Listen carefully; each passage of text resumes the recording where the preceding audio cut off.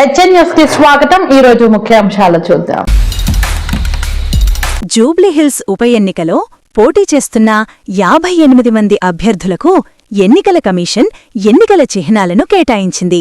జాతీయ మరియు ప్రాంతీయ పార్టీల స్థిరపడిన ఎన్నికల చిహ్నాలతో పాటు ఇతర చిహ్నాలను స్వతంత్ర అభ్యర్థులకు కేటాయించారు. ఎన్నికల చిహ్నాల కేటాయింపుతో బీఆర్ఎస్ నియోజకవర్గాలలో అశాంతి నెలకొంది. ఓటర్లను గందరగోళపరిచే అవకాశం ఉన్నందున బీఆర్ఎస్ ఓట్లను కోల్పోతోంది. కాబట్టి కార్లను పోలిన ఎన్నికల చిహ్నాలను జాబితా నుండి తొలగించాలని పార్టీ ఎన్నికల సంఘాన్ని అభ్యర్థించింది. ఎన్నికల సంఘం ప్రాతినిధ్యం వహించినప్పటికీ కొంతమంది స్వతంత్ర అభ్యర్థులకు road roller, chapati maker, tractor, auto trolley, TV, cut machine, Dolly మరియు కెమెరా వంటి కార్లను పోలిన చిహ్నాలను కేటాయించారు. గతంలో కార్లను పోలిన ఎన్నికల చిహ్నాలకు గణనీయమైన సంఖ్యలో ఓట్లు వచ్చాయి. అందువల్ల టీఆర్ఎస్ భారత ఎన్నికల కమిషన్కు ప్రాతినిధ్యం వహించింది. కార్లను పోలిన చిహ్నాలకు తప్పుడు మార్గంలో ఓట్లు రాకుండా రోడ్ రోలర్, చపాటీ మేకర్ మరియు కెమెరా వంటి ఎన్నికల చిహ్నాల గురించి ప్రజలకు అవగాహన కల్పించాలని బీఆర్ఎస్ కార్యకర్తలకు సూచించబడింది. ఎలక్ట్రానిక్ ఓటింగ్ యంత్రంలో జాతీయ పార్టీలు బీజేపీ మరియు కాంగ్రెస్ మొదటి మరియు రెండవ స్థానాల్లో ఉన్నాయి. బీఆర్ఎస్ అభ్యర్థులు 3వ స్థానంలో ఉండగా తెలుగు రాజ్య అధికార పార్టీ 5వ స్థానంలో ఉన్నారు. 58 మంది అభ్యర్థులలో కొంతమంది స్వతంత్ర అభ్యర్థులకు కార్లను పోలిన ఎన్నికల చిహ్నాలను కేటాయించారు. కాంగ్రెస్ ప్రభుత్వం మైనారిటీలకు ద్రోహం చేసిందని, తెలంగాణలో బుల్డోజర్ పాలన కొనసాగుతోందని BRS working president KT Rama Rao ఆరోపించారు. జూబిలీహిల్స్ అసెంబ్లీ నియోజకవర్గంలో బీఆర్ఎస్ ఎన్నికల ప్రచారంలో భాగంగా షేక్పేట డివిజన్లోని ఓటర్లను కలిసి గేటెడ్ కమ్యూనిటీల నివాసితులను ఉద్దేశించి కేటీఆర్ ప్రసంగించారు. మాజీ రాష్ట్రమంత్రి హరీష్ రావు ఇతర నాయకులతో కలిసి కేటీఆర్ వివిధ ప్రాంతాలను సందర్శించారు. కాంగ్రెస్ ప్రభుత్వం సమాజంలోని అన్ని వర్గాలను నిర్లక్ష్యం చేస్తోందని ఆరోపిస్తూ కాంగ్రెస్ రహస్యంగా బీజేపీతో ఒక అవగాహనకు వచ్చిందని కేటీఆర్ అన్నారు. ముఖ్యమంత్రి రేవంత్ రెడ్డి బుల్డోజర్ రాజ్ ద్వారా హైదరాబాద్లోని పేదల ఇళ్లను కూల్చివేస్తున్నారు. 2 ఏళ్లలో కాంగ్రెస్ పేదల కోసం ఒక్క ఇళ్లు కూడా నిర్మించలేదు. కానీ చాలామంది పేదల ఇళ్లను కూల్చివేశారు. మైనారిటీలకు ద్రోహం చేశారని ఆరోపిస్తూ రాష్ట్ర చరిత్రలో తొలిసారిగా మంత్రివర్గంలో ముస్లిం ప్రాతినిధ్యం లేకుండా పోయిందని కేటీఆర్ అన్నారు. శాసనమండలిలో 6 సీట్లు ఉన్నప్పటికీ ఒక్క ముస్లిం మైనారిటీకి కూడా కేటాయించలేదని, ఇది ముస్లిం వ్యతిరేక భావనకు స్పష్టమైన నిదర్శనమని అన్నారు. రేవంత్ రెడ్డి బీజేపీతో కలిసి పనిచేస్తున్నారని, 2 పార్టీల నాయకుల అండదండలతో అభివృద్ధి కాంట్రాక్ట్లు ఆమోదం పొందుతున్నాయని కేటీఆర్ అన్నారు. లౌకికవాదం, సామాజిక న్యాయం అనే అంశంపై కాంగ్రెస్ ద్వంద్వ ప్రమాణాలు అవలంబిస్తోందని ఆయన ఆరోపించారు. బీఆర్ఎస్ 10 ఏళ్ల పాలనలో మైనారిటీలకు మంత్రివర్గంలోనే కాకుండా అసెంబ్లీ, కౌన్సిల్లో కూడా ప్రాతినిధ్యం లభించిందని ఆయన అన్నారు. ముఖ్యంగా రైతులు, విద్యార్థులు, ఉద్యోగులు, మహిళలు, మైనారిటీలు కాంగ్రెస్ ప్రభుత్వం పట్ల నిరాశ చెందారని ఆయన అన్నారు. కాంగ్రెస్ అధికారంలోకి వచ్చిన తర్వాత హైదరాబాద్లో విద్యుత్ కోతలు ప్రారంభమయ్యాయని, బీఆర్ఎస్ ప్రభుత్వం 24 గంటల నిరంతర విద్యుత్ సరఫరాను అందిస్తోందని అన్నారు. జహీరాబాద్ మైనారిటీ రెసిడెన్షియల్ స్కూల్తో అనుబంధంగా ఉన్న 16 మంది విద్యార్థులకు ఎంబీబీఎస్లో ప్రవేశం కల్పించడం పట్ల BRS working president KT Rama Rao, మాజీ మంత్రి హరీష్ రావు సంతోషం వ్యక్తం చేస్తూ విద్యార్థులను, వారి తల్లిదండ్రులను అభినందించారు.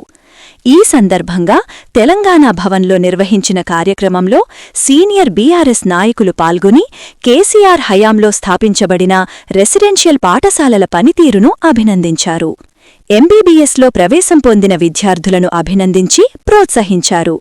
కేటీఆర్, హరీష్ రావు కూడా తల్లిదండ్రుల కృషిని అభినందించారు.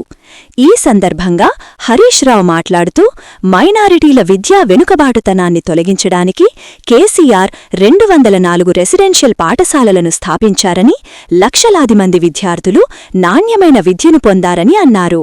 మైనారిటీల విద్య, ఆర్థికాభివృద్ధికి కేసీఆర్ ప్రభుత్వం తీసుకున్న చర్యలను దేశంలోని ఏ ఇతర రాష్ట్రంతోనూ పోల్చలేమని అన్నారు. భారతదేశంలోని ఏ రాష్ట్రంలోనూ మైనారిటీల కోసం 204 రెసిడెన్షియల్ పాఠశాలలు లేవని ఆయన అన్నారు. ఆటో డ్రైవర్ ఇబ్రహీం కుమారుడు ఒబైద్ ఎంబీబీఎస్లో ప్రవేశం పొందాడని ఆయన అన్నారు. ఈ సందర్భంగా ఒబైద్ తండ్రి ఇబ్రహీం మాట్లాడుతూ తన కుమారుడు ఇంటర్మీడియట్ వరకు రెసిడెన్షియల్ పాఠశాలలో చదివాడని అన్నారు. కేసీఆర్ రెసిడెన్షియల్ పాఠశాలలను స్థాపించడం ద్వారా మైనారిటీలలో విద్యా వెనుకబాటుతనాన్ని తొలగించారు. పేద పిల్లలను వైద్యులుగా చేసినందుకు కేసీఆర్కు మనమందరం కృతజ్ఞతలు తెలియజేస్తున్నాము. ఎంబీబీఎస్లో చేరినందుకు ఒబైద్ సంతోషం వ్యక్తం చేస్తూ 2016లో తాను రెసిడెన్షియల్ పాఠశాలలో చేరానని అన్నారు. మైనారిటీ విద్యార్థులు నెట్ పరీక్షలో మంచి ర్యాంకులు సాధించడం ద్వారా ఎంబీబీఎస్లో ప్రవేశం పొందారని చెప్పారు. ఈ సందర్భంగా చాలామంది మైనారిటీ విద్యార్థులు కేసీఆర్కు కృతజ్ఞతలు తెలిపారు. రెసిడెన్షియల్ పాఠశాలలను స్థాపించడం ద్వారా మైనారిటీల విద్యాభివృద్ధి కల నెరవేరిందని కేటీఆర్ తన ప్రసంగంలో అన్నారు. ఎంబీబీఎస్లో ప్రవేశం పొందుతున్న అభ్యర్థులు సామాజిక సేవలకు అధిక ప్రాధాన్యత ఇవ్వాలని ఆయన సూచించారు. కర్నూలులో హైదరాబాద్ నుండి బెంగళూరుకు వెళుతున్న ప్రైవేట్ బస్సు ప్రమాదం తర్వాత ట్రాఫిక్ పోలీసులు మరియు ఆర్టీఏ అధికారులు ప్రైవేట్ బస్సులలో భద్రతా చర్యలు మరియు నిబంధనల ఉల్లంఘనలపై దృష్టి సారించారు. హైదరాబాద్, సైబరాబాద్ మరియు రాచకొండ పోలీస్ కమిషనరేట్ల పరిధిలో 2023 నుండి 30,000 కంటే ఎక్కువ ప్రైవేట్ బస్సులపై చలాన్ల సంఖ్య 90,000ని చెబుతున్నారు. ట్రాఫిక్ నిబంధనలను ఉల్లంఘించినందుకు వివిధ విభాగాల కింద తెలంగాణలో మరియు వెలుపల తిరుగుతున్న ప్రైవేట్ బస్సులపై అధికారులు చలాన్లు విధించారు. 3 కమిషనరేట్ల పరిధిలోని ప్రైవేట్ బస్సులు చలాన్లుగా దాదాపు 10 కోట్లు పెండింగ్లో ఉన్నాయని చెబుతున్నారు. అధికారుల ప్రకారం హైదరాబాద్ నుండి విజయవాడకు వెళ్లే బస్సులపై ట్రాఫిక్ నిబంధనలను ఉల్లంఘించిన కేసులు ఎక్కువగా నమోదవుతున్నాయి. Deputy commissioner traffic Rachakonda D. Srinivas ప్రకారం కర్నూలు ప్రమాదం తర్వాత ట్రాఫిక్ చలాన్లను ఎదుర్కొంటున్న ప్రైవేట్ బస్సులను గుర్తించబడుతున్నాయి. తద్వారా వారు అవసరమైన అన్ని ముందు జాగ్రత్త చర్యలు తీసుకోవలసి వస్తుంది. నగరంలోని అన్ని ఎంట్రీ పాయింట్లు మరియు ముఖ్యమైన కేంద్రాల వద్ద ట్రాఫిక్ పోలీసులు మరియు ఆర్టీఏ అధికారులు ప్రైవేట్ బస్సులను తనిఖీ చేయడం ప్రారంభించారు.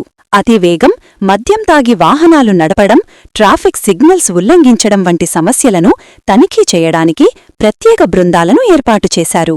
అతివేగం వల్లే ఎక్కువ ప్రమాదాలు జరుగుతున్నాయని అధికారులు చెబుతున్నారు. అతివేగాన్ని గుర్తించడానికి ఔటర్ రింగ్ రోడ్లో మరిన్ని సీసీటీవీ కెమెరాలను ఏర్పాటు చేయాలని ట్రాఫిక్ అధికారులు ఆర్టీఏ అధికారులను కోరారు. హైదరాబాద్ పరిధిలోని 13,686 ప్రైవేట్ బస్సులపై 42,192 చలాన్లు ఉన్నాయి. వీటి విలువ 48,79,04,725. సైబరాబాద్లో 13,694 వాహనాలపై 42,196 చలాన్లు ఉన్నాయి మరియు బకాయి మొత్తం 4 కోట్లు ఉంటుందని చెబుతున్నారు.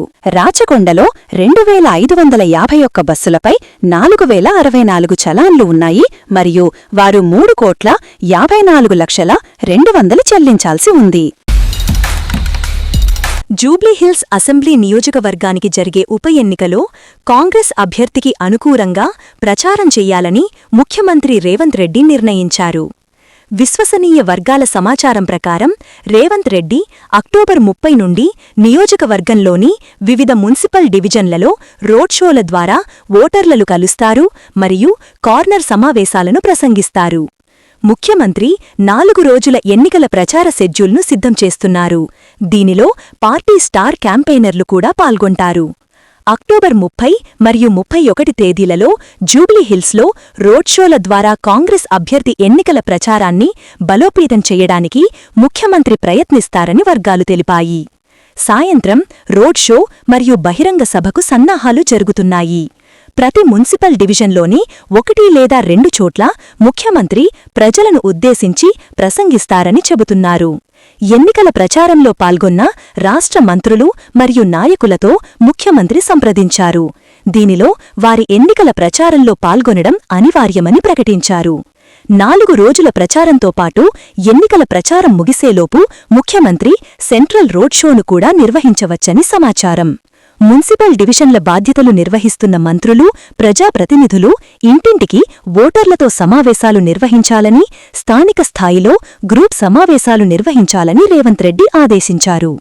ప్రతి మంత్రితో పాటు 4 మంది ఎంపీలు, వివిధ కార్పొరేషన్ల చైర్మన్లకు ప్రచార బాధ్యత అప్పగించారు. రాష్ట్ర మంత్రులు T. Nageswara Rao, G. Vivek, Venkataswamy, Poonam Prabhakar, D. Anasuya, Seethakka, A. Laxman Kumar, Komatireddy Venkat Reddy ప్రతిరోజూ వివిధ వర్గాల సమావేశాలు నిర్వహిస్తూ కాంగ్రెస్ పార్టీకి మద్దతు ఇవ్వాలని విజ్ఞప్తి చేస్తున్నారు. జూబ్లీహిల్స్ అసెంబ్లీ నియోజకవర్గంలో తెలుగు చిత్ర పరిశ్రమతో సంబంధమున్న వ్యక్తుల సంఖ్య గణనీయంగా ఉన్నందున అక్టోబర్ 28న ముఖ్యమంత్రి రేవంత్ రెడ్డి పలువురు ప్రముఖ సినీ ప్రముఖులు పాల్గొనే చిత్ర పరిశ్రమ కార్యకర్తల సమావేశాన్ని నిర్వహించాలని నిర్ణయించినట్లు సమాచారం. ప్రజాస్పందన పొందడానికి వివిధ సంస్థలు జూబ్లీహిల్స్లో సర్వే నిర్వహిస్తున్నాయని ముఖ్యమంత్రికి సన్నిహిత వర్గాలు తెలిపాయి.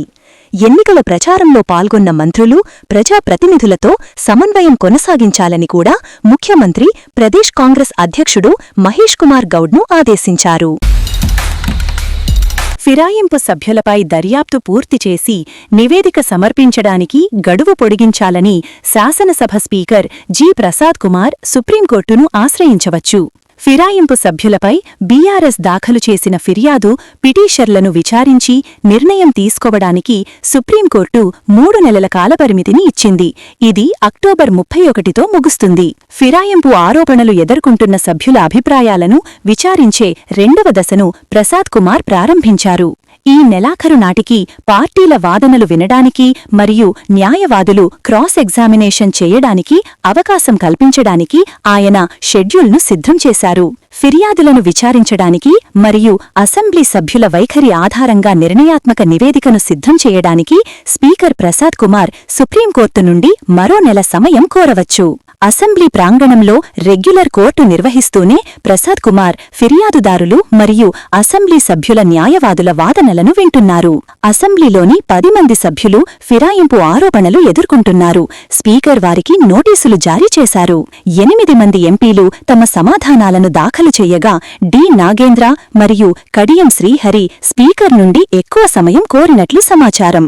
ఈ నెలాఖరులోగా 2 ఎంపీలకు తమ సమాధానాలను దాఖలు చేయడానికి సమయం ఇవ్వవచ్చని వర్గాల సమాచారం. సుప్రీంకోర్టు నుండి మరో నెల సమయం పొందడానికి అసెంబ్లీ స్పీకర్ న్యాయ నిపుణులను మరియు తెలంగాణ అడ్వకేట్ జనరల్ను సంప్రదించారు. 2 రోజుల్లో సుప్రీంకోర్టులో పిటిషన్ దాఖలు చేస్తామని, అందులో ఇప్పటివరకు జరిగిన విచారణ వివరాలను ప్రస్తుతం చేస్తూ నివేదికను సమర్పించడానికి 1 నెల సమయం కోరుతామని నివేదించబడింది. ఆసక్తికరంగా ఫిరాయింపు ఆరోపణలు ఎదుర్కొంటున్న ఎంపీలు ఫిరాయింపును తిరస్కరించారు మరియు తమ అసెంబ్లీ నియోజకవర్గాల అభివృద్ధికి ముఖ్యమంత్రి రేవంత్ రెడ్డిని కలిశామని పేర్కొన్నారు. వారు కాంగ్రెస్లో చేరడాన్ని ఖండించారు. మరోవైపు ఫిరాయింపు ఎంపీలు కాంగ్రెస్ జెండాతో ఉన్న ఫోటోలను బీఆర్ఎస్కు అందచేసింది. జెండా ధరించడం వల్ల ఫిరాయింపు రుజువు కాదని ఎంపీలు అంటున్నారు. అసెంబ్లీ రికార్డుల ప్రకారం 10 మంది ఎంపీలు బీఆర్ఎస్కి చెందినవారు. ప్రతి అసెంబ్లీ సమావేశం తరువాత స్పీకర్ రాజకీయ పార్టీల సంఖ్యాబలంపై విడుదల చేసిన గణాంకాలలో బీఆర్ఎస్ సభ్యుల సంఖ్య 38గా నమోదు చేయబడింది. ఇప్పుడు ఎంపీలు స్పీకర్ కోర్టులో కూడా ఫిరాయింపులను తిరస్కరించడంతో రాజకీయ పార్టీలు స్పీకర్ సుప్రీంకోర్టుకు సమర్పించిన నివేదికపై నిఘా ఉంచుతాయి. బీఆర్ఎస్ టిక్కెట్లపై ఎన్నికైన తరువాత కాంగ్రెస్లోకి ఫిరాయించారని ఆరోపణలు ఎదుర్కొంటున్న ఎంపీలలో డి. నాగేంద్ర, ప్రకాష్ గౌడ్, మహిపాల్ రెడ్డి, ఏ. గాంధీ, కె. యాదియా, సంజయ్ కుమార్, కడియా శ్రీహరి, పోచారం శ్రీనివాసరెడ్డి, టి. వెంకట్రాం మరియు బి. కృష్ణమోహన్ రెడ్డి ఉన్నారు. HN న్యూస్ సబ్స్క్రైబ్ చేయండి, లైక్ చేయండి, షేర్ చేయండి.